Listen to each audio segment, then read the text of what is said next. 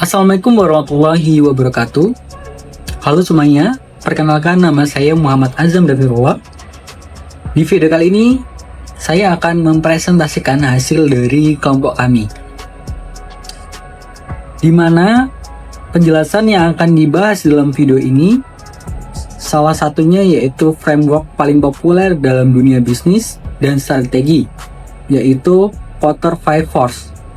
Framework ini pertama kali dikenalkan oleh Michael Porter pada tahun 1979 lewat artikelnya yang berjudul How Competitive Force Space Strategy.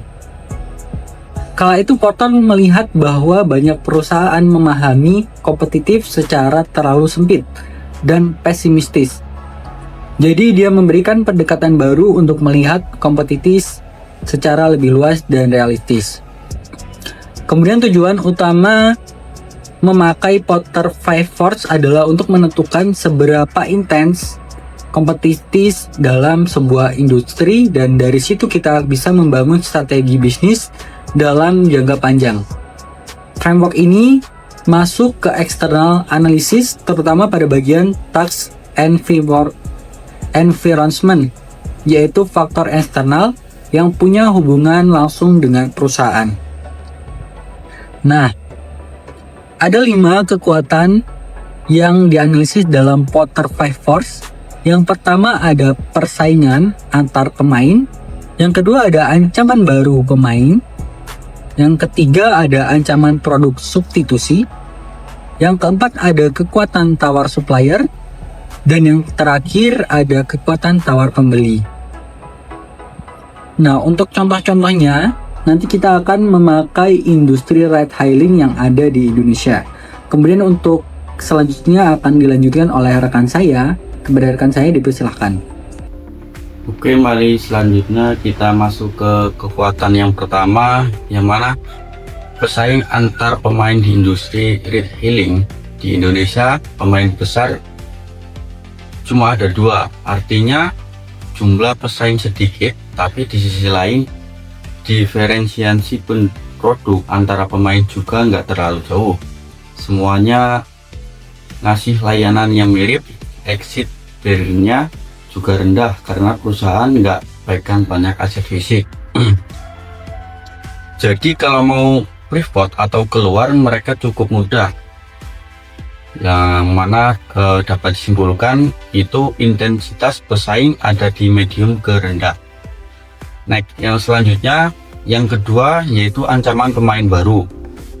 Pemain baru itu masuk industri ini cukup gampang, modal tidak terlalu besar, bikin aplikasi sekarang udah mudah, dan edukasi pasar sudah dilakukan oleh pemain besar.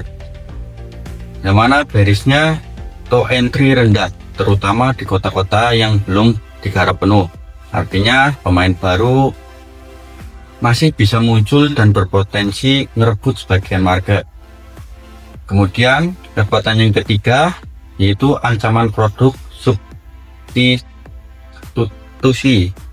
yang mana produk substitusi ride hailing adalah transportasi publik atau kendaraan pribadi.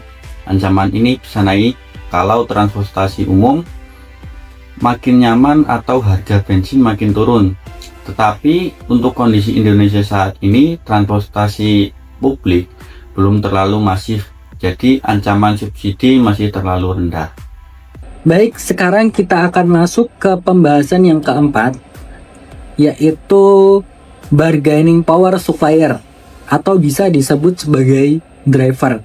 Driver di sini itu sebagai pemasok utama dalam industri ride hailing. Mereka menentukan kualitas layanan dan juga biaya operasional dalam perusahaan. Tetapi saat ini banyak sekali jumlah driver yang membuat bargaining power mereka sangat rendah, sehingga perusahaan bisa saja mengganti driver yang kurang perform tersebut dengan sangat mudah. Kemudian pembahasan yang kelima ada bargaining power pembeli, yaitu pengguna aplikasi. Nah, di sini yang paling tinggi adalah konsumen, di mana konsumen Indonesia terkenal tidak loyal, suka banding harga, dan gampang pindah platform.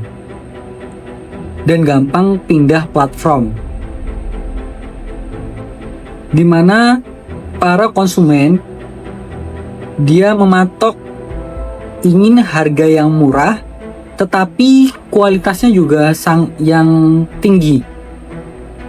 Yang artinya kalau konsumen minta harga yang lebih murah, margin perusahaan bisa tertekan. Tetapi kalau mereka tuntut kualitas yang lebih tinggi, maka biaya perusahaan juga naik. Dua-duanya punya dampak negatif ke dalam profit perusahaan. Kemudian dari analisis Porter 5 Force tadi, kita bisa lihat gambaran kompetensi industri retailing secara menyeluruh. Pertanyaannya yaitu strategi apa yang bisa diambil. Kemudian pertama, perusahaan harus meningkatkan brand awareness supaya konsumen nggak gampang switching ke kompetitor.